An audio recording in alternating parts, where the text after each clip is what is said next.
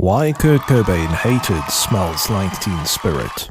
It was the song that changed rock music forever. Released in 1991, Smells Like Teen Spirit didn't just make Nirvana famous, it became the anthem of an entire generation. A generation that felt disconnected, frustrated, misunderstood. And, almost overnight, Kurt Cobain became the reluctant voice of millions. The song exploded. Radio stations played it constantly. MTV couldn't stop showing the music video. Concerts sold out. Albums flew off the shelves. And suddenly, a small band from Seattle found themselves at the center of a cultural earthquake. For many artists, this would have been a dream come true. But for Kurt Cobain, it slowly became something else. Something he never expected. Because while the world saw a rock star, Kurt saw a cage.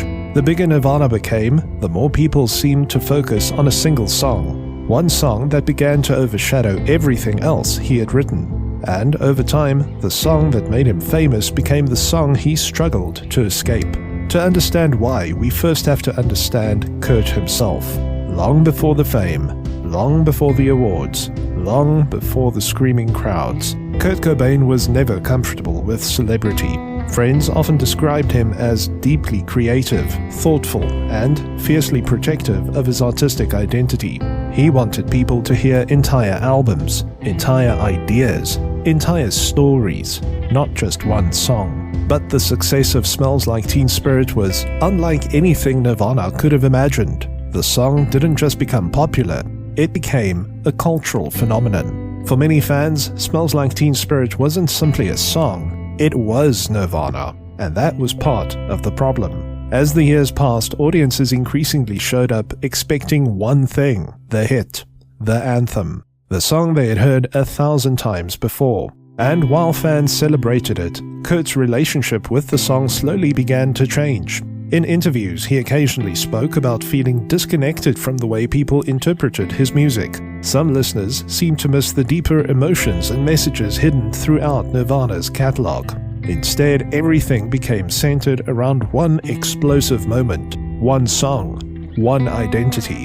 Imagine spending years creating music, pouring your thoughts, frustrations, fears, and experiences into dozens of songs, only to have the world continually point back to a single track, again and again and again. Over time, the song that opened doors also became a reminder of how little control an artist has over what the world chooses to remember. Kurt never denied the importance of Smells Like Teen Spirit. He understood what it meant. He understood what it had achieved. But he also knew there was far more to Nirvana than the song that made them famous, and that tension would follow him for the rest of his career. The strange irony is that the song wasn't even intended to become the defining anthem of a generation. In fact, the story behind its creation is far stranger than most people realize. It begins not with a record label, not with a producer, not even with a guitar riff.